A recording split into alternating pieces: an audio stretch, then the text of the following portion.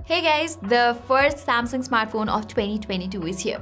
This is the Samsung Galaxy S21 FE, which was slated to launch way back in October last year, but got delayed because of the chip shortage that's been haunting the tech world for some time now. It was even rumored to get cancelled, but the phone has finally seen the light of day. And today I am going to talk about its features and a little about my experience using it for around a day. So let's get started, shall we?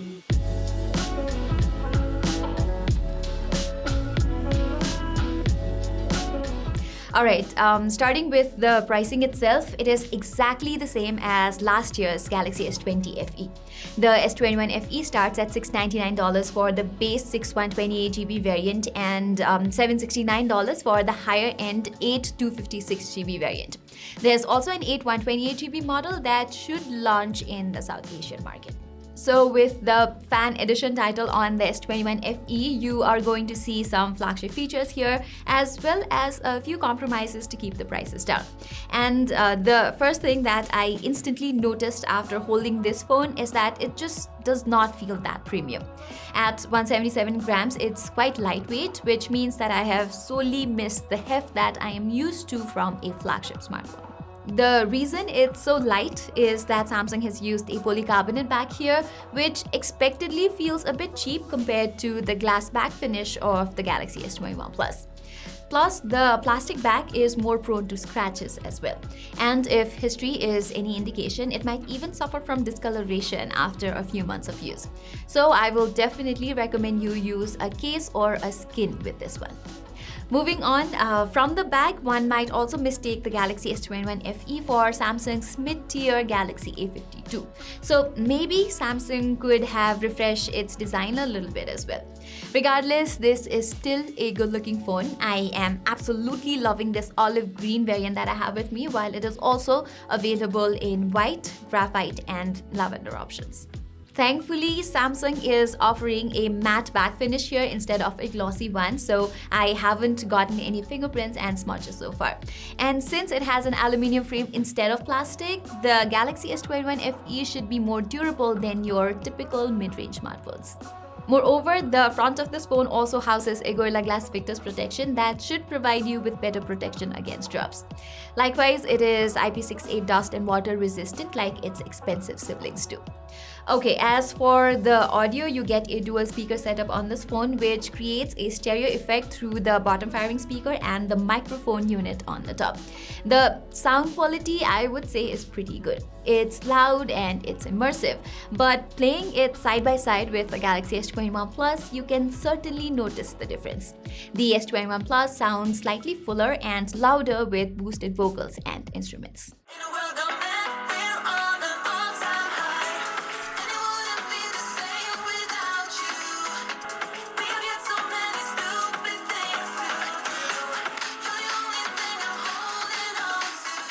Anyway, something that I noticed right away after switching to the S21 FE is the lack of a good vibration motor.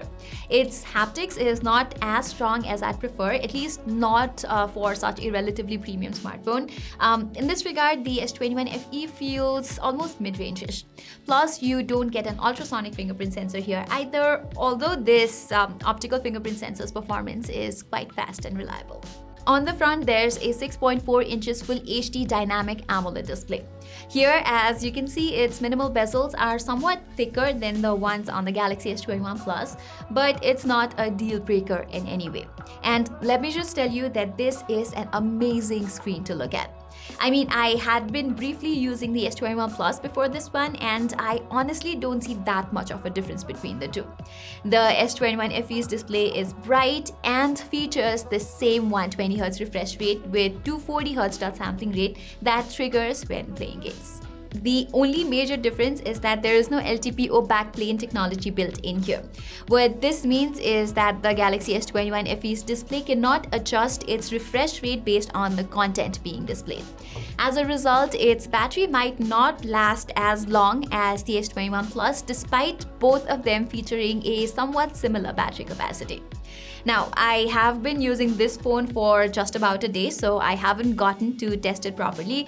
As a result, I will reserve my my judgment regarding its battery life for the final review, which will be dropping pretty soon. So make sure to stay subscribed to our channel. Likewise, the S21 FE supports 25-watt fast charging. Sadly, you don't get the compatible charger inside the box, and if I remember correctly, this is the first time Samsung has skipped a charger on a non-flagship phone. Alright, on the performance side of things, you get either Exynos 2100 or Snapdragon 888 depending on your region. Here in South Asia, we get the Exynos 2100 variant.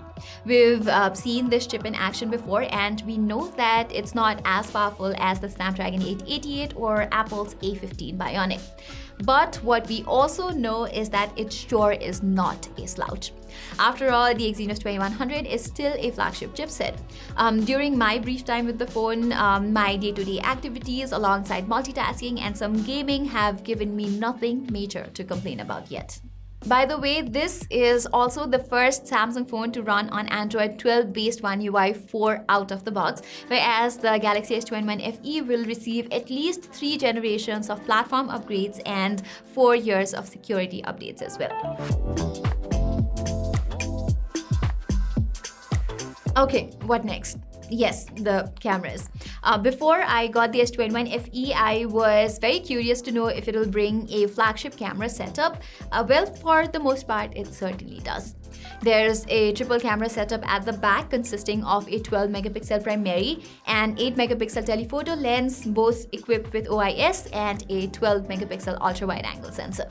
Although this telephoto camera is not a high resolution 64 megapixel sensor like on the Galaxy S21 Plus, it still is capable of 3 times optical and 30 times digital zooms.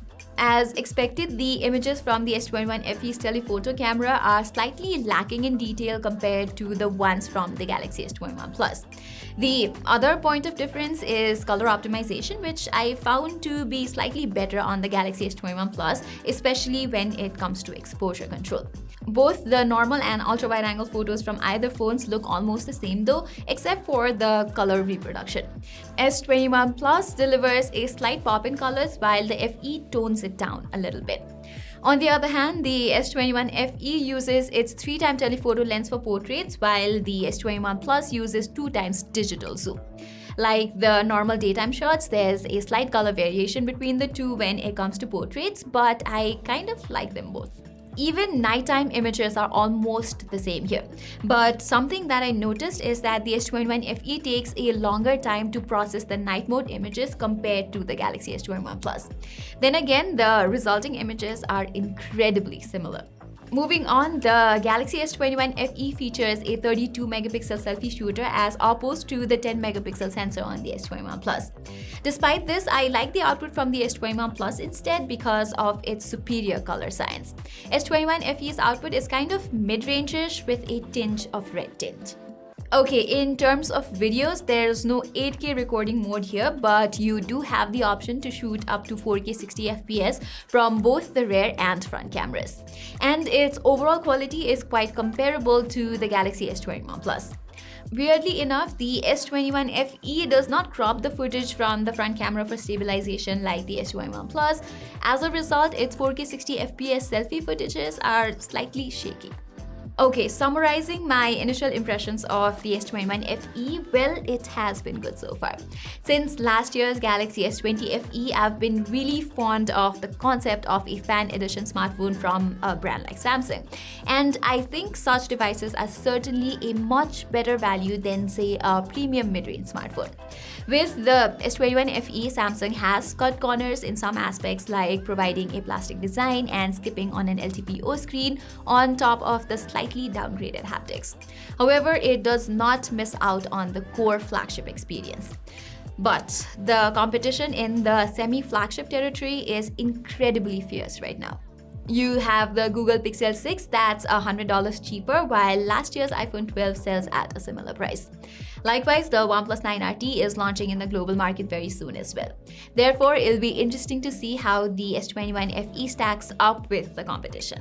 So yeah, you'll definitely want to subscribe to our channel for this busy January. Lots of quality videos coming up. So guys, that was all for this video. If you liked it, do give it a thumbs up. Till then, I'm Pratima and I will see you in my next video.